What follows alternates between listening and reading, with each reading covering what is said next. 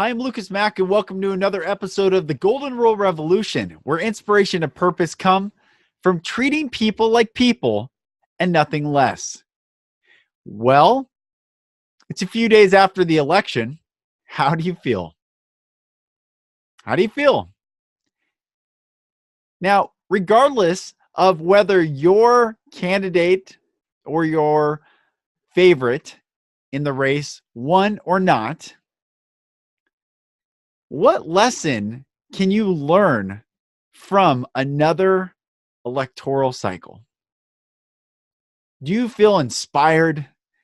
Do you feel excited? Do you feel like we are united like ever before?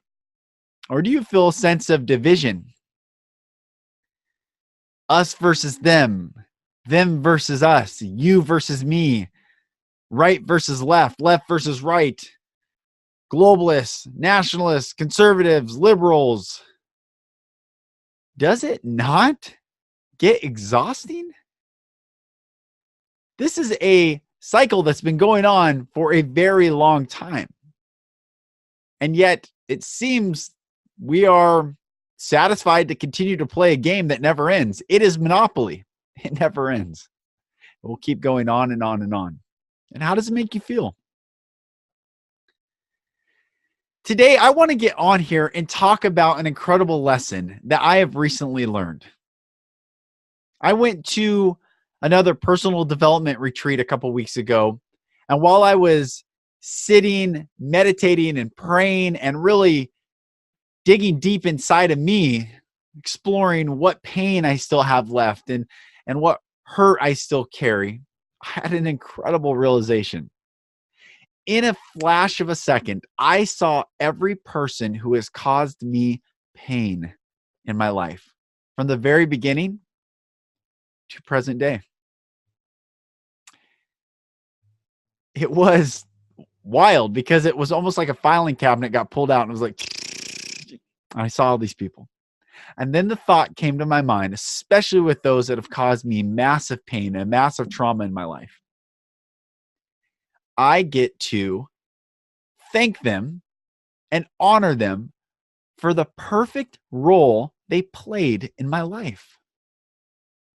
And I was like, what? What is this thought?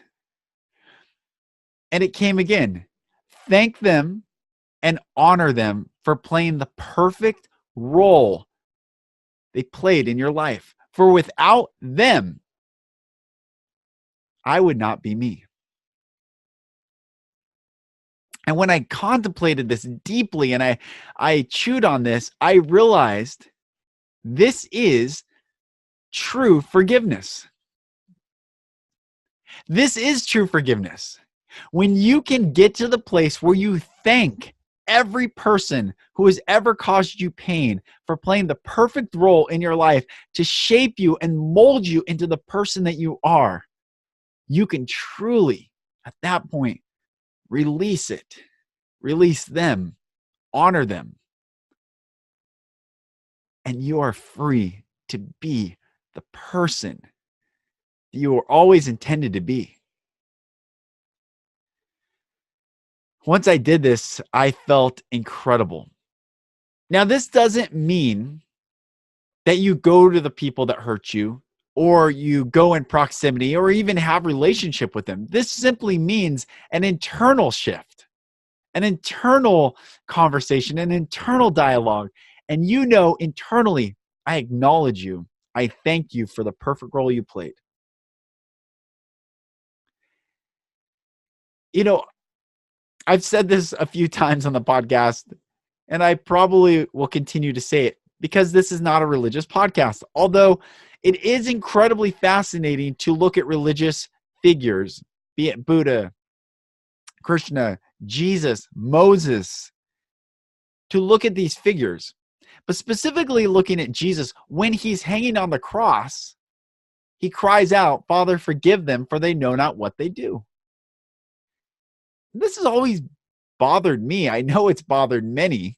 It's an incredible statement. Forgive them, for they know not what they do. However, a couple weeks ago at this retreat, that verse, that saying, flashed before my eyes. I got it. We don't understand the role that we are playing in someone else's life, yet it's perfectly planned. We simply get to just be, love, and forgive, and be free to be more of who we are, because who we are is beautiful. In Judaism, they talk about the three states of the soul before the body, the soul in the body, and the soul after the body. And I think, what was the soul before the body? It didn't know this pain and suffering that we experience now, but we have this in our present day body. We experience other people. And perhaps in the body, we truly don't understand our soul's purpose. So we simply get to let go, to release all pain, all burden, all trauma. And that doesn't mean to forget, and that doesn't mean to ignore. That simply means to acknowledge that all things happen for us, for our benefit, for our good, to shape us, to mold us into incredible human beings. Now, I know pain, I know trauma, and I know a lot of you have gone through pain and trauma. So when I say this, it doesn't gloss over the fact of what you've gone through. In fact, I honor those who have gone through the worst of the worst, because you now can uncover the best of the best in humanity. And why I brought up the election, why I brought up politics, is the cycle of division and pain and divisive rhetoric and accusations and hurt will continue, whether it continues every 2 years, every 4 years, every day. We get to be the change agents. We get to stand in love for all people. Now, that doesn't mean when we love all people, that doesn't mean we put ourselves in proximity of all people, because some people simply are not healthy to be around. However, we still can love and forgive them. We still can honor them for the perfect role they played in our lives. If you were raised in darkness, you become a bright light. How would you be the light unless you had the contrast of the darkness? How would you know healing unless you first knew hurt and pain? How would you know love if you first didn't know fear? How would you know truth if you didn't first know confusion? How would you know good if you first didn't know that which is bad? You see, it's all good. It's all shaping. It's all molding us. And this reminds me of a story, a true story. I was at a client the other day, and I ran into two buddies, and I'm talking to them in the hallway. And one guy said, he referenced the painter Bob Ross. And he said, there's a video of Bob Ross petting a cat. And I'm like, okay, I haven't seen it.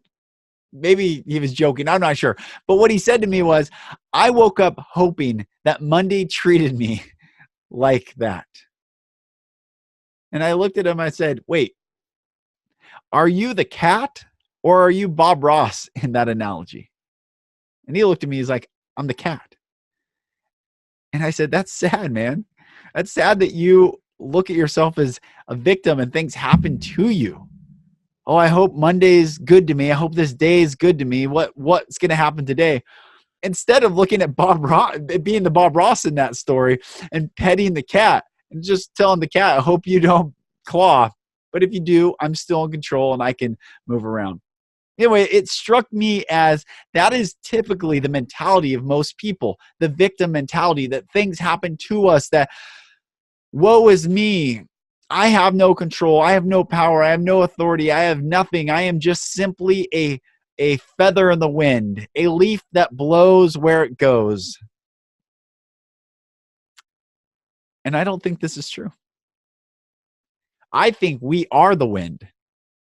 I think we are the power. I think we are the intentional forces that can make the choice whether to love or to incite fear, whether to give or withhold, whether to be in our power or stand in our fear, crouch in our fear.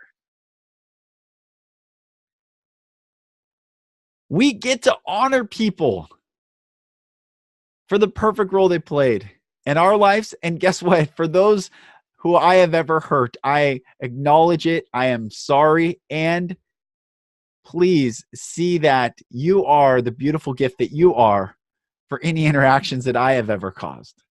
It goes both ways. All of us are being shaped. This was the most profound realization for me the other day.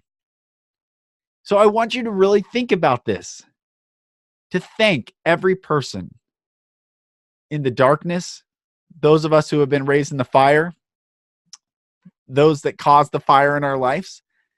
Get to think of that person and realize that person only played the role that they were supposed to play. And when you're able to see things like that, you can be Bob Ross in that analogy. You're not the cat. You can be grateful for every day. You can wake up and give gratitude and thanks for the breath that is in your lungs. You can wake up, pop up, and give thanks for all things, are for our good. Life is beautiful. Humanity is beautiful. Humanity is beautiful.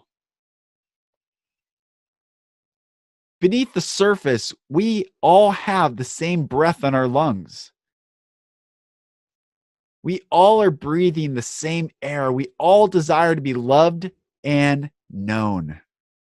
Not be a data point, not be a number on a spreadsheet, not be some binary code, but actual full human beings with minds, bodies, soul, spirit, heart, all of us to be loved truly and thoroughly. Forgiveness is, I believe, the supreme act of love. Why? Because love, in its definition, means to give. So I forgive always. When do I not forgive?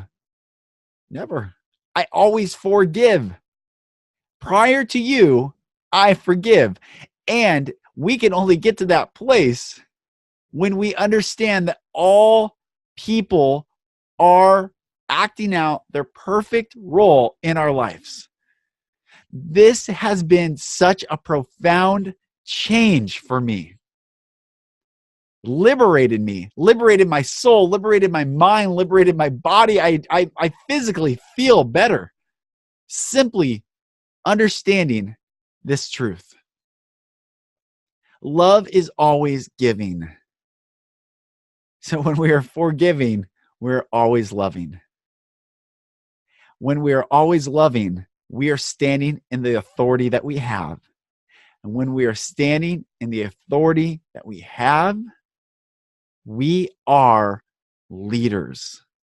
We are accountable, powerful beings who don't rise up to indict, but sometimes stoop low to lift up and love and bring forth the best in one another. So I ask you, who in your life do you get to acknowledge for playing the perfect role they played in your life?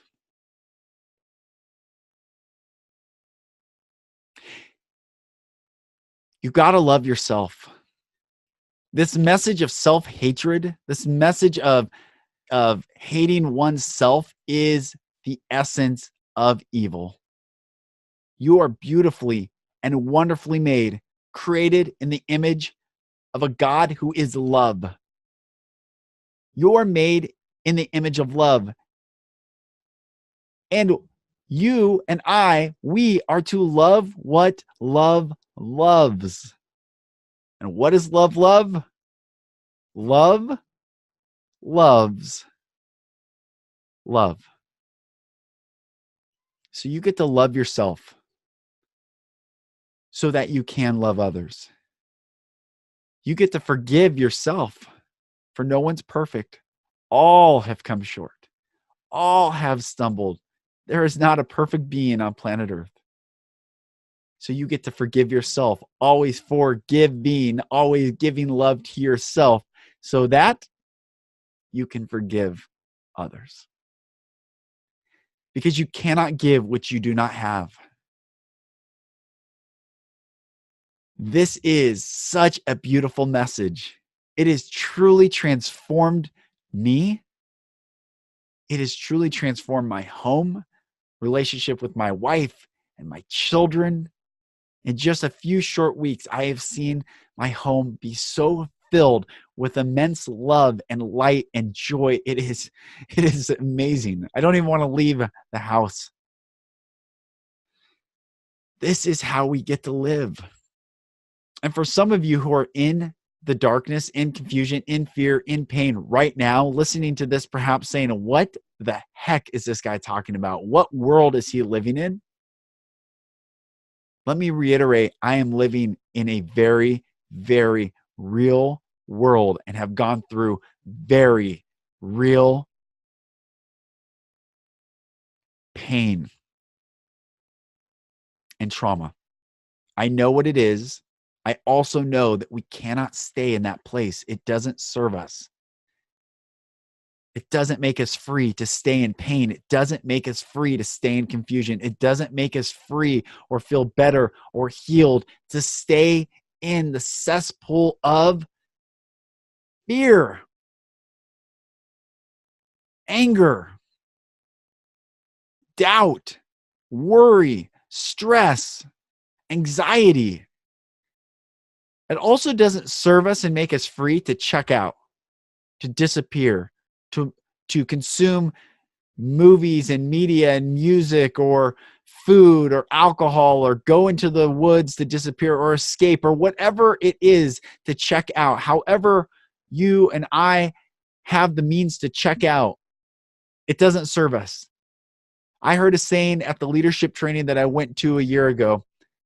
The only way out, if you want out, do you want out of your circumstance that you do not like? Do you want out of the confusion, out of the pain, out of the fear, out of the worry, out of the doubt? The only way out is through.